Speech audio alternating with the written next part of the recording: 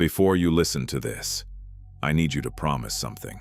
If you wake up tonight and it's exactly 3:17 a.m., do not check your phone, no matter what you hear, no matter what it says, because I did, and it learned how to reach me. I never believed in anything supernatural. No ghosts, no demons, no entities. Everything had an explanation. Everything. Until last winter, I moved into a new apartment. Cheap, way too cheap, but I needed a place fast. The landlord didn't ask questions, didn't smile, didn't even look me in the eyes.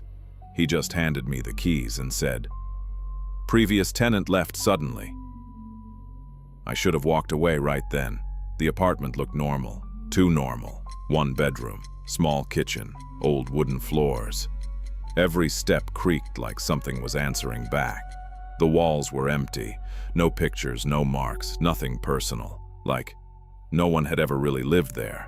And the silence was wrong. Not peaceful, not calm. It felt occupied. First few nights were fine. I unpacked, set everything up, tried to ignore the feeling that I wasn't alone. I stayed up late, scrolling, working, wasting time, until 3, sometimes 4 a.m. That's when it started. 3:17 a.m. every night, exactly the same time. My phone would buzz, just once. At first I ignored it.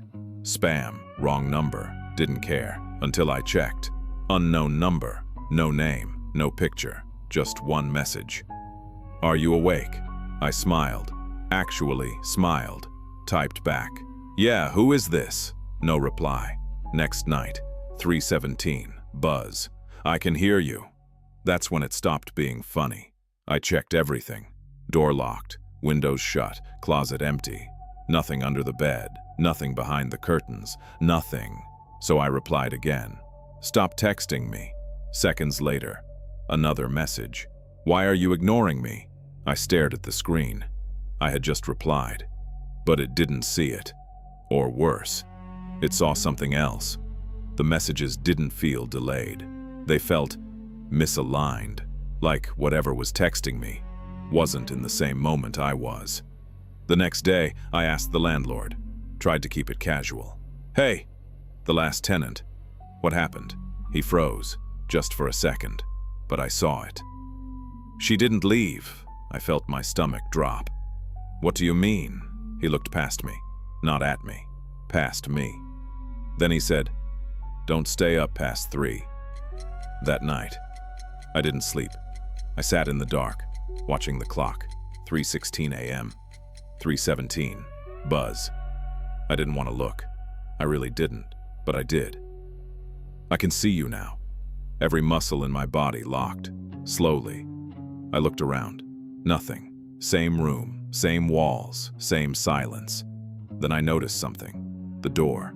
It was open. I always close it. Always. I stood up, slow, careful, like something would react if I moved too fast. Step, creak, step, creak. The hallway was dark. Too dark, like the light didn't want to go there. Then, buzz. "I'm behind you." I stopped breathing. I didn't turn around. I couldn't. And then, I felt it. Warm air on my neck, breathing, slow, patient, not human. I turned. Nothing. But the silence was gone. It felt crowded, like something had just stepped out of sight. That was the first night I ran. I didn't pack, didn't lock the door, just ran.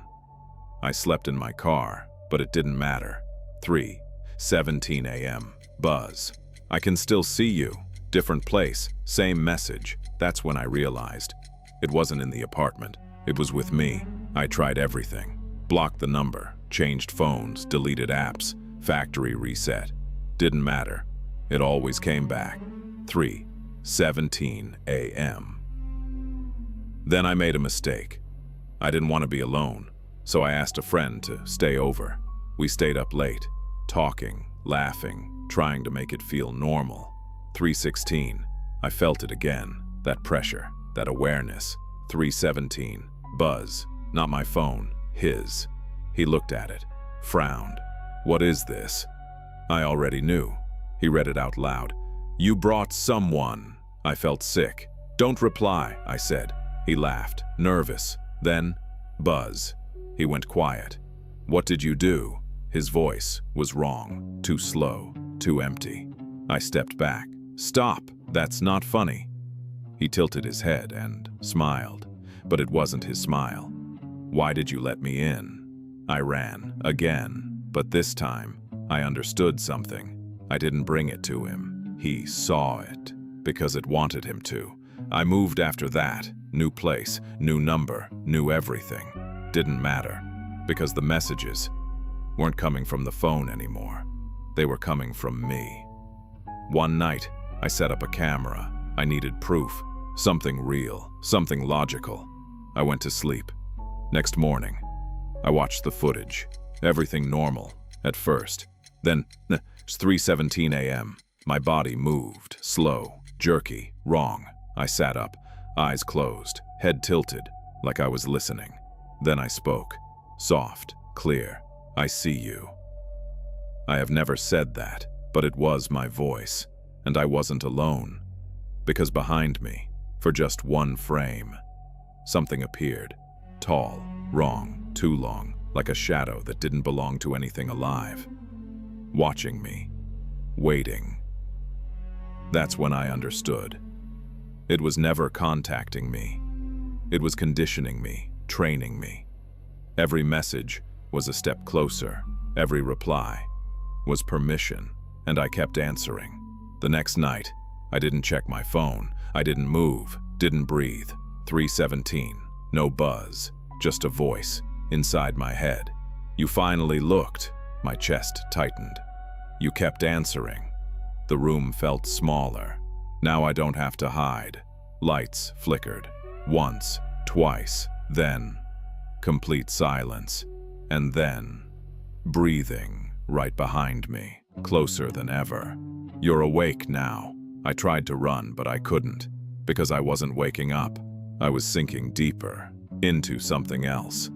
The last message came anyway, 3:17 a.m. I didn't look, but I heard it. "You're almost ready." And now, I don't wait for messages. I don't check the time, because sometimes I wake up before 3:17, and I can feel it, watching, waiting for me to notice it first. So if your phone ever buzzes at exactly 3:17 a.m. and you see a message, are you awake? Don't answer. Don't move. Don't even breathe, because if you do, it will learn you. And once it does, it doesn't need the phone anymore. It becomes you. And sometimes, it doesn't wait for 3:17 anymore. Sometimes, it wakes me up earlier, 3:12, 3:09, 3:03.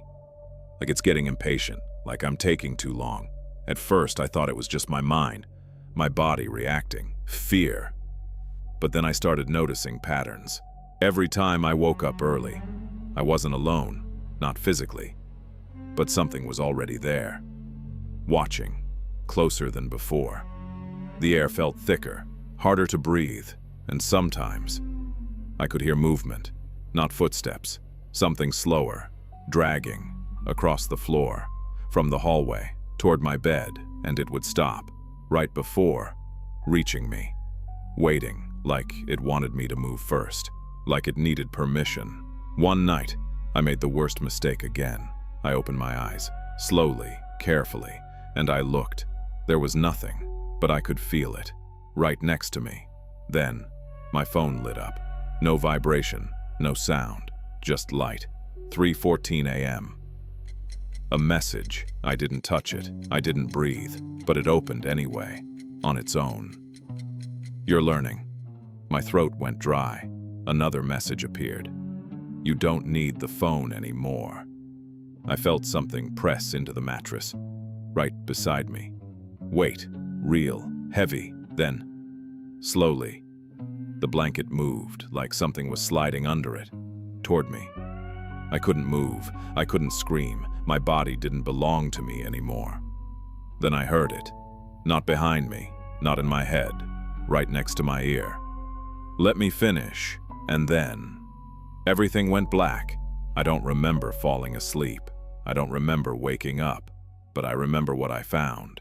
The next morning, my phone was on the floor, screen cracked, but still on, still open, to a conversation, hundreds of messages, all sent during the night, all from me, all to it. I don't remember typing them, but I read them, and I wish I hadn't, because the last message wasn't text. It was a photo, taken from inside my room, while I was asleep. And in the photo, I wasn't alone. Something was standing over me, looking directly into the camera, and smiling. That was yesterday. Tonight, I'm not going to sleep. I'm not going to close my eyes. I'm not going to answer. But it doesn't matter anymore, because it already knows how I sound, how I think, how I move. And just a few minutes ago, I heard my phone vibrate, even though it's turned off. I didn't check it, but I heard my own voice from somewhere in the room. Soft, calm, I'm awake. And this time, it wasn't me.